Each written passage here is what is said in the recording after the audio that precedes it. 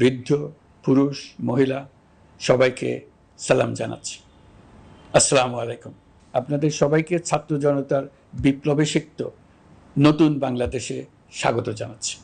গভীর শ্রদ্ধা জানাচ্ছি জুলাই আগস্ট মাসে ফ্যাসিবাদের বিরুদ্ধে ছাত্র জনতার অভ্যুত্থানে নিহত সকলের প্রতি। তাদের আত্মার মাগফিরাত কামনা করছি। তাদের আত্মত্যাগের বিনিময়ে নতুন বাংলাদেশ গড়ার শপথ নিয়ে আমি আপনাদের কাছে কিছু কথা বলতে চাই। শরণার্থীকালের ভয়াবহ বন্যায় যারা মৃত্যুবরণ করেছেন, যারা অসুস্থ হয়ে পড়েছেন বা যারা সর্বস্ব হারিয়েছেন, যারা দুঃসহ জীবনযাপন করছেন, তাদের স্মরণে রেখে আজকের কথাগুলো বলছি। বন্যা দুর্গতদের জীবন দ্রুত স্বাভাবিক করার জন্য যাবতীয় উদ্যোগ সরকারি বেসরকারি পর্যায়ে নেবার আয়োজন করেছি। ভবিষ্যতে সকল ধরনের বন্যা প্রতিরোধে আমাদের আভ্যন্তরীণ এবং প্রতিবেশীদের সঙ্গে যাতে যৌথভাবে নেওয়া যায় সে আলোচনা শুরু করেছে। প্রিয় দেশবাসী, আপনারা জানেন বিপ্লবী ছাত্র জনতা জাতির এই ক্রান্তি লগ্নে আমাকে এক গুরুদায়িত্ব অর্পণ করেছে। তারা নতুন এক বাংলাদেশ গড়তে চায়। নতুন প্রজন্মের এই গভীর আকাঙ্ক্ষাকে বাস্তবে রূপ দেওয়ার সংগ্রামে আমি একজন সহযোদ্ধা হিসেবে তাদের সঙ্গে যোগ দিয়েছি। দেশের সকল বয়সের, সকল পেশার, সকল মতের, সকল ধর্মের সবাইকে বিনা দ্বিধায় এই সংগ্রামে যোগ দেওয়ার আহ্বান জানাচ্ছি। প্রিয় দেশবাসী, লক্ষ লক্ষ শহীদের রক্তের বিনিময়ে এবং লক্ষ লক্ষ মা বোনের আত্মদানের বিনিময়ে যে বাংলাদেশ আমরা পেয়েছিলাম তা ফেসিবাদ এবং স্বৈরাচারের হাতে ধ্বংস হয়ে গেছে। আপনারা দেখেছেন আমাদের প্রতিটি প্রতিষ্ঠানকে তারা কিভাবে শেষ করেছে। দেশের রন্ধ্রে রন্ধ্রে ঢুকে গেছে দুর্নীতি। এমন এক দেশে আমাদের দেশ রূপান্তরিত হয়েছে যেখানে স্বৈরাচারের পিয়নও দুর্নীতির মাধ্যমে 400 কোটি টাকার সম্পদ করার মতো অকল্পনীয় কাজ করে গেছে নির্বিবাদে। শিক্ষা খাতকে পঙ্গু করে দিয়েছে। ব্যাংকিং ও শেয়ার বাজার খাতে লুটপাট, প্রকল্প ব্যয়ে বিশ্ব রেকর্ড, অবাধ সম্পদ পাচার, আইন শৃঙ্খলা রক্ষাকারী সংস্থাকে নিজ দলের পুতুলে রূপান্তর, বাক স্বাধীনতা হরণ, মানবাধিকার হরণ, এসবই হিমশৈলের অগ্রভাগ মাত্র। ক্ষমতা কুক্ষিগত করতে ফ্যাসিবাদী সরকার খর্ব করেছে জনগণের সাংবিধানিক ক্ষমতা ও অধিকার। দুঃশাসন, দুর্নীতি, অন্যায়, অবিচার, নিপীড়ন, বিচারের নামে প্রহসনের মাধ্যমে জনসুরক্ষা বিপন্ন করেছে। জনগণকে নির্যাতন ও বঞ্চনা ও বৈষম্যের মুখোমুখি দাঁড় করিয়ে দিয়েছে। নতুন প্রজন্মের মানুষ সহ কোটি কোটি মানুষের ভোটাধিকারকে বছরের পর বছর হরণ করেছে। মানুষের এগিয়ে যাওয়ার পথে সকল ধরনের প্রতিবন্ধকতা তৈরি করে স্বৈরাচার তার নিজের, পরিবারের ও দলের কিছু মানুষের হাতে দেশের মালিকানা তুলে দিয়েছে। প্রিয় দেশবাসী, কিন্তু এই দ্বার প্রান্তে দাঁড়িয়েই আমাদের গড়তে হবে স্বপ্নের বাংলাদেশ। বৈষম্যহীন, শোষণহীন, কল্যাণময় এবং মুক্ত বাতাসের রাষ্ট্রের যে স্বপ্ন নিয়ে ছাত্র জনতা আন্দোলনে ঝাঁপিয়ে পড়েছিল, আমি তাদের সেই স্বপ্ন পূরণে অঙ্গীকারবদ্ধ। আপনাদের সবাইকে এই শুভলগ্নে তাদের স্বপ্ন পূরণে সমস্ত শক্তি নিয়ে এগিয়ে আসার আহ্বান জানাচ্ছি। তাদের স্বপ্ন আমাদের স্বপ্ন। জাতীয় জীবনে তরুণরা একটা মহা সুযোগ সৃষ্টি করে দিয়েছে। আমরা সবাইকে সুযোগ ব্যবহার করার কাজে এগিয়ে আসতে আহ্বান জানাচ্ছি। গণরোষের মুখে ফ্যাসিবাদী সরকার প্রধান দেশ ত্যাগ করার পর আমরা এমন একটি দেশ গড়তে চাই যেখানে প্রতিটি নাগরিকের মানবাধিকার থাকবে পুরোপুরি সুরক্ষিত। আমাদের লক্ষ্য একটাই, উদার, গণতান্ত্রিক, বৈষম্যহীন, অসাম্প্রদায়িক বাংলাদেশ। আমরা এক পরিবার, আমাদের এক লক্ষ্য। কোনো ভেদাভেদ যেন আমাদের স্বপ্নকে ব্যাহত করতে না পারে, সেজন্য আমরা প্রতিজ্ঞাবদ্ধ। বর্তমান সরকারের দায়িত্ব গ্রহণের মাত্র 2 সপ্তাহ শেষ হলো। কর্মযাত্রার প্রথম পর্যায়ে রাষ্ট্র সংস্কারের কাজে আপনাদের কাছ থেকে যে সমর্থন পাচ্ছি সেজন্য আন্তরিক ধন্যবাদ। আমরা অনুধাবন করছি যে আমাদের কাছে আপনাদের প্রত্যাশা অনেক। এই প্রত্যাশা পূরণে আমরা বদ্ধপরিকর। যদিও দীর্ঘদিনের গণতন্ত্রহীনতা 15 বছরের ফেসিবাদী শাসন ব্যবস্থা প্রায় প্রতিটি ক্ষেত্রেই আমাদের জন্য পর্বতসম চ্যালেঞ্জ রেখে গিয়েছে, কিন্তু এই চ্যালেঞ্জ গ্রহণে আমরা প্রস্তুত। আজ আমি সরকারের পক্ষ থেকে আপনাদের দোয়া ও সহযোগিতা কামনা করতে আপনাদের সামনে এসেছি। শুধু আমি বলবো, আপনাদের একটু ধৈর্য ধরতে হবে। এখনই সব দাবি পূরণ করার জন্য জোর করা, প্রতিষ্ঠানে ঢুকে ব্যক্তিবিশেষকে হুমকির মধ্যে ফেলা, মামলা গ্রহণের জন্য চাপ সৃষ্টি করা, বিচারের জন্য গ্রেফতারকৃত ব্যক্তিকে আদালতে হামলা করে আগেই এক ধরনের বিচার করে ফেলার যে প্রবণতা, তা থেকে বের হতে হবে। ছাত্র জনতার বিপ্লবের গৌরব ও সম্ভাবনা এসব কাজে ম্লান হয়ে যাবে। নতুন বাংলাদেশ গড়ার প্রচেষ্টা হতে ব্যাহত হবে। রাতারাতি এই পরিস্থিতি থেকে উত্তরণ কঠিন। নড়বড়ে এক কাঠামো, আমি বরং বলবো জনস্বার্থের বিপরীতমুখী এক কাঠামোর উপর দাঁড়িয়ে আমাদেরকে দেশ পুনর্গঠনের কাজে হাত দিতে হয়েছে। আমরা এখান থেকেই বাংলাদেশকে এমনভাবে করতে চাই যেন এদেশে জনগণই সত্যিকার অর্থে সকল ক্ষমতার উৎস হয়, বিশ্ব দরবারে একটি মানবিক ও কল্যাণকর রাষ্ট্র হিসেবে সমাদৃত হয়। তরুণ প্রজন্ম, শিক্ষার্থী ও জনতার আত্মত্যাগের প্রতি সম্মান জানাতে রাষ্ট্র সংস্কারের কাজে সফল আমাদের হতেই হবে, এর আর কোনো বিকল্প নেই। প্রিয় দেশবাসী, আপনারা ইতোমধ্যে জেনেছেন জুলাই আগস্ট মাসে গণ অভ্যুত্থানে বল প্রয়োগ ও হতাহতের যে দুঃসহ ঘটনা ঘটানো হয়েছে তার স্বচ্ছ তদন্ত করতে জাতিসংঘের মানবাধিকার কমিশনের প্রধানকে বাংলাদেশে এসে তাদের তদন্ত শুরু করতে আমরা আমন্ত্রণ জানিয়েছি। তদন্তের এই প্রক্রিয়া এই সপ্তাহে শুরু হবে। তাদের প্রথম দল ইতিমধ্যে এসে গেছে। আমরা ইতিমধ্যে ছাত্র জনতার বিপ্লবকে নস্যাৎ করতে যে শত শত মিথ্যা ও হয়রানিমূলক মামলা দায়ের করা হয়েছিল তার অধিকাংশ প্রত্যাহার করেছি এবং আটক ছাত্র জনতার মুক্তি লাভের ব্যবস্থা করেছে। পর্যায়ক্রমে মিথ্যা ও গায়েবী সকল মামলার ক্ষেত্রে অনুরূপ ব্যবস্থা গ্রহণ করে মানুষকে দুঃসহ ভোগান্তি থেকে মুক্ত করা হবে। ন্যায় বিচার নিশ্চিত করতে গণ অভ্যুত্থানের সকল শহীদ পরিবারকে পুনর্বাসন করবে। সকল আহত শিক্ষার্থী ও জনতার চিকিৎসার সম্পূর্ণ ব্যয় সরকার বহন করবে। সেই লক্ষ্যে স্বাস্থ্য মন্ত্রণালয়ের নেতৃত্বে উপদেষ্টা পরিষদে বৈষম্য বিরোধী ছাত্র আন্দোলনের প্রতিনিধিত্বকারী 2 জন উপদেষ্টার সহায়তায় একটা পূর্ণাঙ্গ তালিকা প্রস্তুত করা হচ্ছে। এই কার্যক্রমের জন্য এবং গণ অভ্যুত্থানের শহীদদের স্মৃতি ধরে রাখতে সরকার অতি দ্রুত জুলাই গণহত্যা স্মৃতি ফাউন্ডেশন নামে একটি ফাউন্ডেশন প্রতিষ্ঠা করার প্রক্রিয়া শেষ পর্যায়ে এনেছে। আপনাদের সবার এবং বিদেশে অবস্থানরত ভাই বোনদের অনুদান এই প্রতিষ্ঠানে পাঠানোর জন্য অনুরোধ করছি। আমি ব্যক্তিগতভাবে এই প্রতিষ্ঠানের চেয়ারম্যানের পদ গ্রহণ করেছি। প্রিয় দেশবাসী, আপনারা লক্ষ্য করেছেন দায়িত্ব গ্রহণ করেই আমাদেরকে আইন শৃঙ্খলা অঙ্গনে অস্থির পরিস্থিতি সামাল দিতে হয়েছে। আপনাদের সহযোগিতা ও সমর্থনে দেশপ্রেমিক সকল আইন শৃঙ্খলা রক্ষাকারী বাহিনী কাজে যোগ দিয়েছে। ফ্যাসিবাদী সরকার প্রশাসনের চরম দলীয়করণ করার ফলে বিপুল সংখ্যক কর্মকর্তা কর্মচারী দীর্ঘদিন বৈষম্যের শিকার হয়েছেন। আমরা ইতিমধ্যে সংশোধনমূলক ব্যবস্থা গ্রহণ করতে আরম্ভ করেছি, তবে প্রশাসনকে গতিশীল রাখতে এবং একই সাথে সুনির্দিষ্ট পদ্ধতি অনুসরণ করে সঠিক সিদ্ধান্তে উপনীত হতে সময় প্রয়োজন। সেজন্য সকলকে ধৈর্য ধরার অনুরোধ করছি।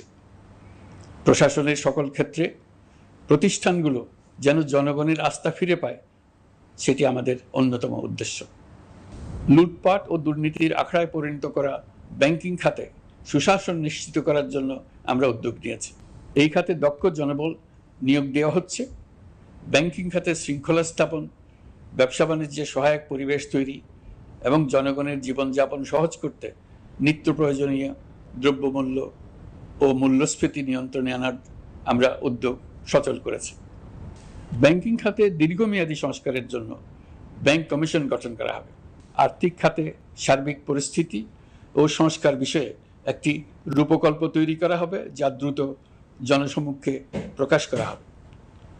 শেয়ার বাজার, পরিবহন খাত সহ যেসব ক্ষেত্রে চরম বিশৃঙ্খলা বিরাজ করছে তা নিরসনের দ্রুত পদক্ষেপ নেওয়া হচ্ছে। বিচার বিভাগকে দুর্নীতি ও দলীয় প্রভাব মুক্ত করতে কার্যক্রম শুরু হয়েছে। একটি সুনির্দিষ্ট প্রক্রিয়ার মধ্য দিয়ে বিচার বিভাগের স্বাধীনতা ও জবাবদিহিতা নিশ্চিত করার উদ্যোগ নেওয়া হয়েছে। ফ্যাসিবাদী সরকারের বিচার বহির্ভূত হত্যাকাণ্ড, গুম, খুন, অপহরণ এবং আয়নাঘরের মতো চরম ঘৃণ্য সকল অপকর্মের ন্যায় বিচার নিশ্চিত করা হবে। এসব অপকর্মের সঙ্গে জড়িত সকলের বিচার নিশ্চিত করা হবে। তালিকা প্রস্তুত করে মিথ্যা মামলা প্রত্যাহার করা হবে। দুর্নীতি ও সম্পদ পাচারের বিচার করা হবে। আইন শৃঙ্খলার ক্ষেত্রে জনমুখী ও দলীয় প্রভাবমুক্ত জবাবদিহিমূলক কাঠামো সৃষ্টির লক্ষ্যে পুলিশ কমিশন গঠন করা হবে। জাতিসংঘের তদন্ত প্রতিবেদন, দায়িত্বপ্রাপ্ত সকল সংস্থা ও জনগণের সাথে মত বিনিময়ের মাধ্যমে কমিশনের নেতৃত্বে প্রয়োজনীয় সংস্কার করা হবে। বাংলাদেশকে আর কোনো দিন কেউ যেন কোনো পুলিশি রাষ্ট্রে পরিণত করতে না পারে তার ব্যবস্থা করা হবে। তথ্যের অবাধ প্রবাহ ও গণমাধ্যমের স্বাধীনতা নিশ্চিত করা হবে। ফ্যাসিবাদী সরকার গণমাধ্যমের উপরও দলীয়করণ ও নির্যাতনের বোঝা চাপিয়েছিল। জনগণের তথ্যের অধিকার নিশ্চিত করতে আমরা প্রতিশ্রুতিবদ্ধ। তথ্যের প্রবাহে বিদ্যমান আইনি ও অন্যান্য বাধা অপসারণ করা হবে। মত প্রকাশের স্বাধীনতা বাধাগ্রস্ত করে এমন সব আইনের নিপীড়নমূলক ধারা সংশোধন করা হবে। ইতিমধ্যে এই ধরনের আইনগুলো নিশ্চিহ্নিত করে এই প্রক্রিয়া শুরু করা হয়েছে। বিদেশি সংবাদকর্মীদের এদেশে আসার পর যে অলিখিত নিষেধাজ্ঞা ছিল, ইতিমধ্যে আমরা তা তুলে নিয়েছি। বিদেশি সাংবাদিকদের দ্রুত ভিসা দিতে সংশ্লিষ্ট কর্মকর্তাদের নির্দেশ দেওয়া হয়েছে। আমরা আশা করি পরিবর্তিত পরিস্থিতিতে গণমাধ্যম কর্মীরা নিরপেক্ষ সাংবাদিকতা চালিয়ে যাবেন। শিক্ষাক্ষেত্রে চরম নৈরাজ্য প্রতিষ্ঠিত করে গেছে বিগত সরকার। আমরা তার পূর্ণাঙ্গ সংস্কারের উদ্যোগ নেব। এটা আমাদের অন্যতম অগ্রাধিকার। আপনারা জানেন, দায়িত্ব গ্রহণের পর দ্রুততম সময়ের মধ্যে সকল শিক্ষা প্রতিষ্ঠান খুলে দেওয়া হয়েছে। শিক্ষার্থীদের জন্য সৃজনশীল, নিরাপদ ও ভীতিমুক্ত পরিবেশ নিশ্চিত করা আমাদের অঙ্গীকার। একই সাথে পাঠ্যক্রমকে যুগোপযোগী করার কাজও দ্রুত শুরু করা হবে। গণতন্ত্রকে সুসংহত করতে স্থানীয় সরকার প্রতিষ্ঠানগুলোকে শক্তিশালী করা হবে এবং ক্ষমতার বিকেন্দ্রীকরণ নিশ্চিত করা হবে। ছাত্র জনতার গণঅভ্যুত্থানকে সফল পরিণতি দিতে প্রশাসন, বিচার বিভাগ, নির্বাচন কমিশন ও নির্বাচনী ব্যবস্থা, আইন শৃঙ্খলা খাত এবং তথ্য প্রবাহে প্রয়োজনীয় সংস্কার সম্পূর্ণ করে অবাধ ও সুষ্ঠু অংশগ্রহণমূলক নির্বাচন আয়োজন করা হবে। এর লক্ষ্য হবে দুর্নীতি, লুটপাট, গণহত্যার বিরুদ্ধে একটি জবাবদিহিতামূলক রাজনৈতিক বন্দোবস্তের সূচনা। বর্তমান সরকার দুর্নীতির বিরুদ্ধে স্পষ্ট অবস্থান গ্রহণ করেছে। আমাদের সকল উপদেষ্টা দ্রুততম সময়ের মধ্যে তাদের সম্পদের বিবরণ প্রকাশ করবেন। পর্যায়ক্রমে এটা সকল সরকারি কর্মকর্তাদের ক্ষেত্রেও নিয়মিত এবং বাধ্যতামূলক করা হবে। রাষ্ট্রীয় পর্যায়ে দুর্নীতির বিরুদ্ধে ব্যবস্থা গ্রহণে সংবিধানের ৭৭ অনুচ্ছেদে প্রতিশ্রুত ন্যায়পাল নিয়োগে অধ্যাদেশ প্রণয়ন করা হবে। এবার কৃষি খাতের কথা একটু বলে। কৃষি নির্ভর বাংলাদেশে কৃষকের স্বার্থ যেন সুরক্ষিত থাকে, কৃষক যেন তার উৎপাদিত পণ্যের ন্যায্য মূল্য পায়, তা নিশ্চিত করা হবে। প্রবাসী শ্রমিকরা যেভাবে বৈষম্য বিরোধী ছাত্র জনতার আন্দোলনকে সমর্থন দিয়েছে, মুক্তিকামী জনগণ তা কৃতজ্ঞ চিত্তে স্মরণ করে। তাদের প্রতি সকল পর্যায়ে সম্মানজনক আচরণ নিশ্চিত করা হবে। বাংলাদেশের স্বাস্থ্য খাত অন্যতম দুর্নীতিগ্রস্ত খাত। জনগণের জন্য পর্যাপ্ত স্বাস্থ্যসেবা নিশ্চিত করার লক্ষ্যে স্বাস্থ্য খাতে প্রয়োজনীয় সংস্কার করা হবে। এই খাতে সংশ্লিষ্ট সকলকে জবাবদিহিতার আওতায় আনা হবে। হাসপাতালগুলোকে আধুনিকায়নের উদ্যোগ নেওয়া হবে এবং সেখানে সরকারি ডাক্তার সহ বিশেষজ্ঞদের নিয়মিত উপস্থিতি নিশ্চিত করা হবে।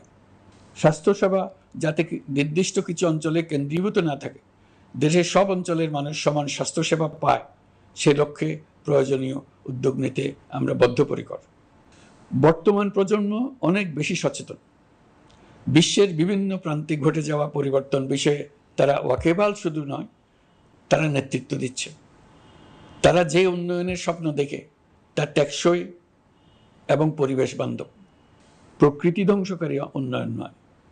শুধু জিডিপি একটি দেশের উন্নয়নের মাপকাঠি হতে পারে না।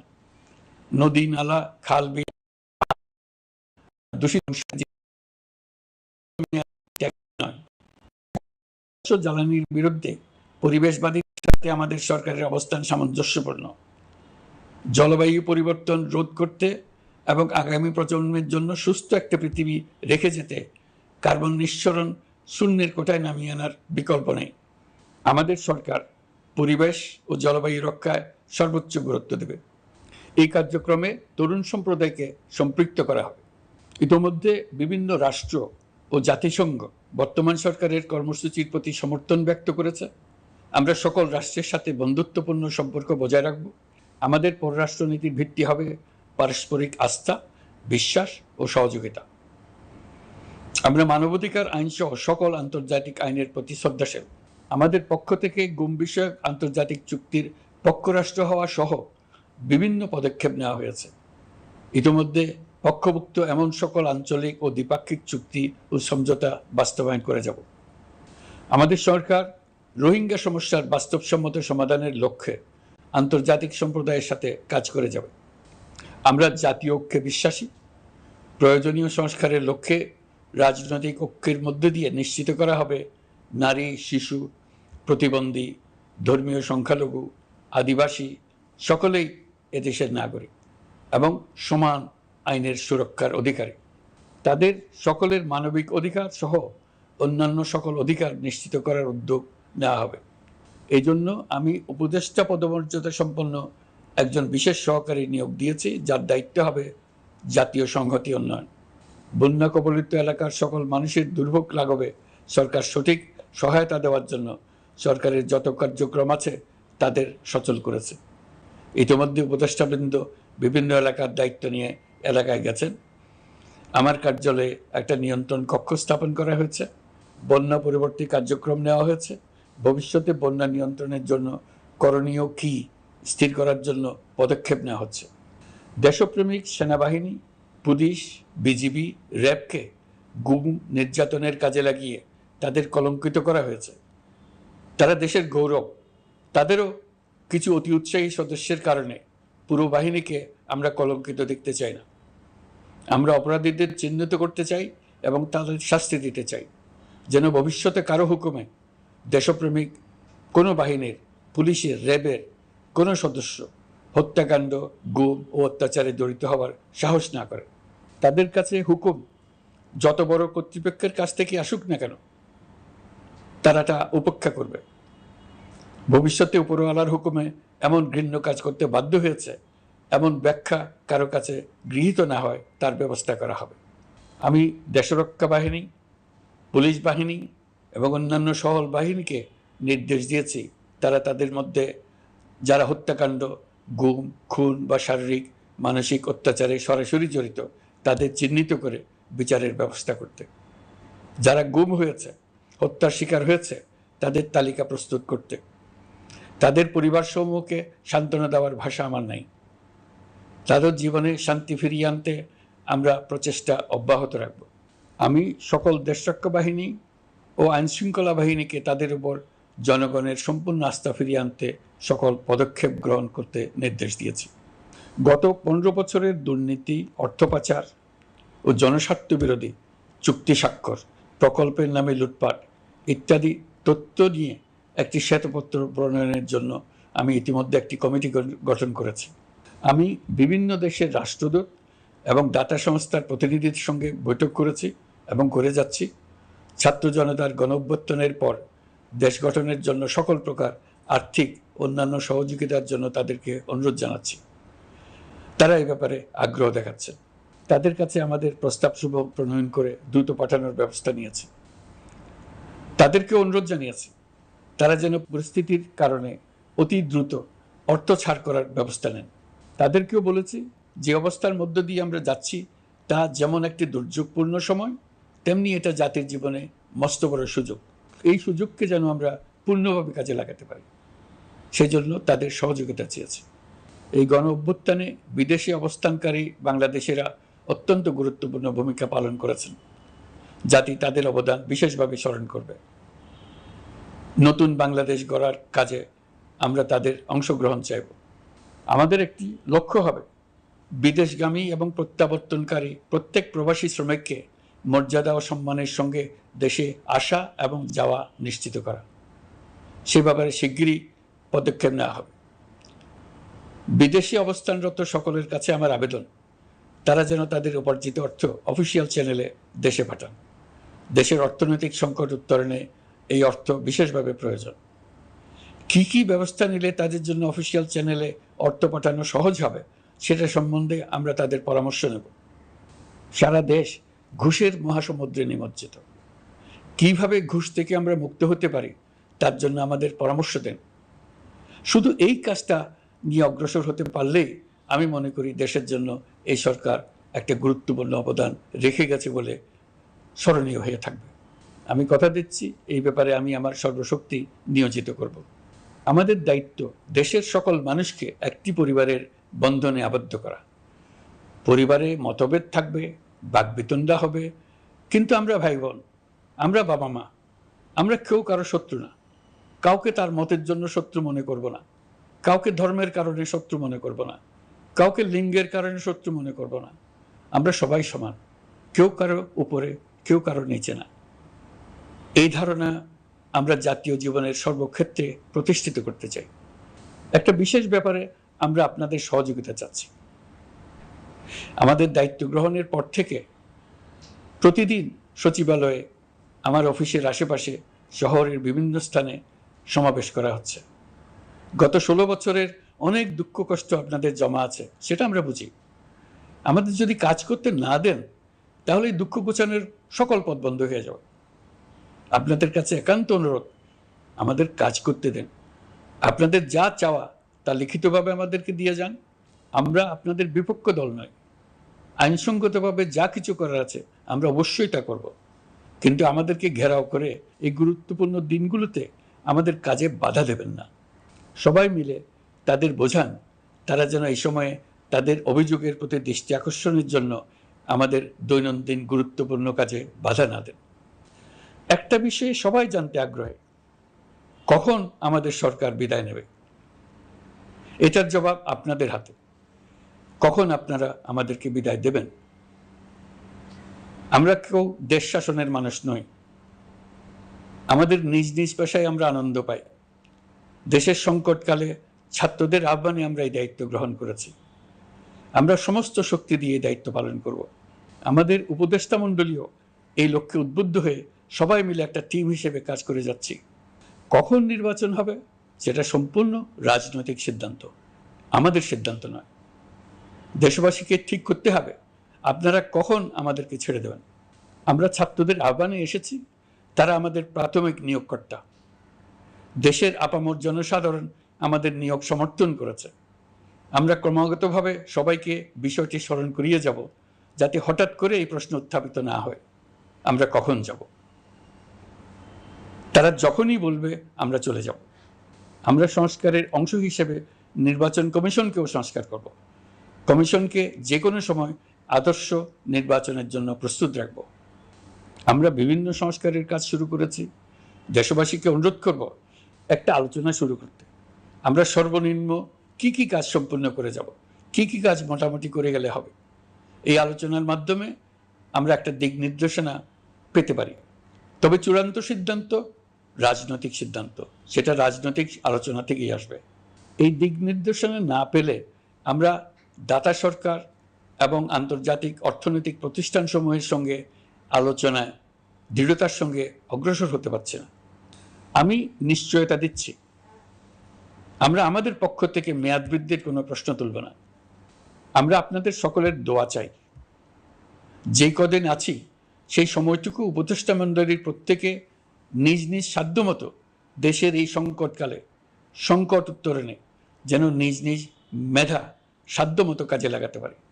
নতুন বাংলাদেশ গড়ার যে সুযোগ ছাত্র জনতার রক্তের বিনিময়ে আমরা অর্জন করলাম, আমরা আমাদের মতানৈক্যের কারণে সেটা যেন হাতছাড়া করে না ফেলে, এটা আমরা নিশ্চিত করতে চাই। এই সুযোগ এবার হারিয়ে ফেললে আমরা জাতি হিসেবে পরাজিত হয়ে যাব। শহীদ, আহত এবং জীবিত ছাত্র জনতার কাছে আমরা প্রতিজ্ঞাবদ্ধ থাকতে চাই, আমরা এই অর্জনকে কিছুতেই হারিয়ে যেতে দেব না। যে সুযোগ তারা আমাদেরকে দিয়েছে তার মাধ্যমে আমাদের দেশকে পৃথিবীর একটি শ্রদ্ধেয়, সকল দিকে দৃষ্টান্ত স্থাপনকারী দেশে পরিণত করতে আমরা শপথ নিয়েছি।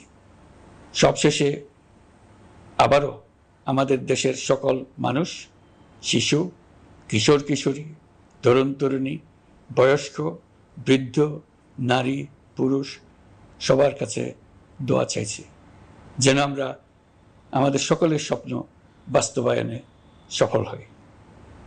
আল্লাহ আমাদের সহায় হন, আমাদের সবার মঙ্গল করুন।